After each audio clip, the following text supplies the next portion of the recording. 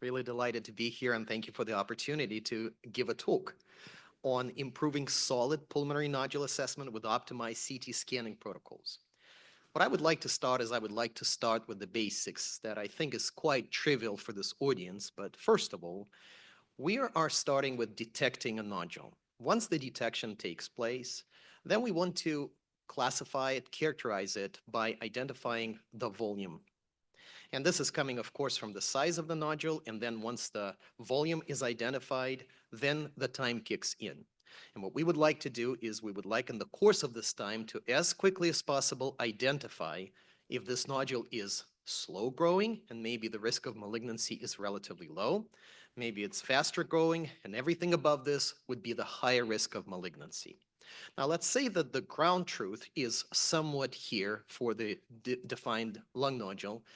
And the necessity for accuracy comes from the fact that, especially if we're starting from a smaller nodule size, well, we got to follow up whether this is going to be within 6 months, we do the measurement, whether this is going to be in 12 months. And there is a lot of difference, and a lot can happen within this 12 months, like in this clinical example.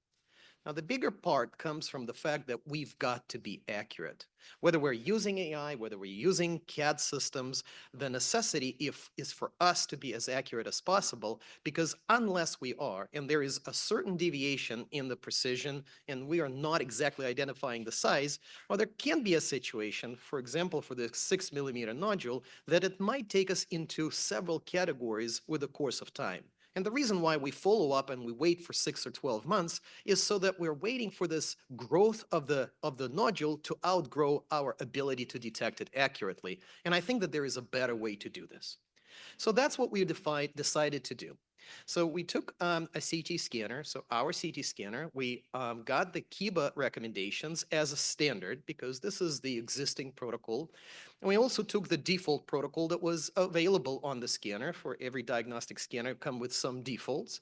And we also, based on the findings in the first two, we identified some optimizations and implemented them.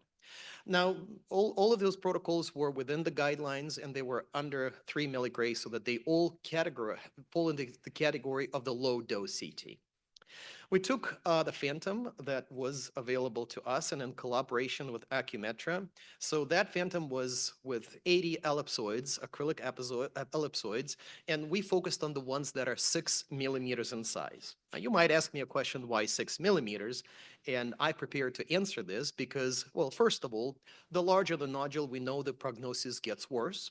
So we want to be somewhere early enough. And I've heard multiple times from many of the colleagues that if you go below 5 millimeters, what do you actually do about this? Well, 6 millimeters is a kind of a good starting point in my view. Plus, if I'm looking at the lung rads, 6 millimeter is a lung rad's cutoff size with either 6 or 12 months follow-up. So in other words, if I'm inaccurate in determining exactly if 6 millimeters below or 6 millimeters above, it can be 6 months or 12 months. Well, so that's what we wanted and we focused on. Now, please note that 6 millimeter diameter sphere doubles in volume when it reaches 7.6 millimeters in diameter. So the accuracy's got to be pretty good. Now, this is something, and Victoria, I'm glad you're in the room because this I thought about you when I was making this slide. So the scope of experiment, starting with some definitions. Now, we start with accuracy. Now, there is also precision and there is also bias. Now, if we are precise and unbiased, so we're right in the center, and this is where we want to be. Now, unfortunately, that doesn't happen, and with every measurement device, there is at least some error. So imprecise and biased is something that you see here, and this is actually something that identified as precision. So precision is this deviation between the measurements. So kind of like counterintuitive, but the smaller the precision is the better it is for accuracy from the mathematical perspective. Now, we can be everywhere, which is imprecise and unbiased, or we can be precise and biased, but then the bias will be determined by the distance or the deviation from the ground truth of our group of measurements. So those are the precision and the bias. And this is what we've been able to accomplish. This is the experiment setup and the results that I will show. Starting with the standard, this is a KIBA small lung nodule assessment protocol. This is the default protocol, and this is our optimized protocol. Now, all images that are shown on this slide are sharing the same windowing and leveling, so there's no trick here. And this is what we've got if you zoom in into the 6 mm nodule. This is what you get with default, and this is what you get with optimized. Now, you see that there is some differences. Now, of course, you can only start to identify the precision and the bias if you do some mathematical evaluation, and this is what we've done with an open source software, also kindly provided by Acumetra. And this is where we got to. These are our results. Volume bias, so less is better. This is where it is for the standard. This is where it is for default protocol, and this is what we've got with optimized. Now, if we go from the standard that a lot of sites that are performing early detection of lung cancer will probably start with, so we were down by 49% in better bias. Now, if we look at precision of the volume, and again, less is better, so this is where we started with a standard, this is what we had as a default, and this is what we've got as an optimized, and we were able to also substantially improve this. So let me repeat this. So switching from KIBA small lung nodule recommendation-based standard to the optimized imaging protocol resulted in volume bias improvement by 49% and precision improvement by 53%. To summarize this, greater accuracy in small pulmonary nodule assessment elevates the value of CT data in early detection, but I would also say for early detection, because we may potentially start shortening the time period until we can do precise measurement and see and identify the kind of a growth that we're dealing with.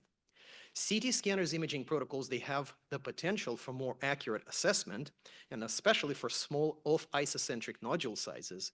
And it really pays off because for a sphere model, 12 to 15% error in diameter measurements results in 40 to 52 error in sphere's volume assessment. And volume doubling time is what we're after when we're trying to characterize the nodule. The last may be in the form of a joke. So ALARA is as low as reasonably achievable in terms of the dose. And this is what is pushing scanners to deliver lower dose. Well, I have nothing against this, but maybe that principle for lung nodule assessment might better be complemented by something like AAA, as accurate as achievable. So ALARA with AAA, in my view, is the best thing that can be done in terms of the accuracy for lung nodule assessment. And with the last slide, I would like to acknowledge a couple of colleagues. Bruno is in the room, so I'm glad he was able to join. So Chief Scientist Nicole was with us this whole session, and she's also online watching us. Rick Avila, thank you very much, and Stephen. This would not be possible without you all, and with this, I thank you for your attention.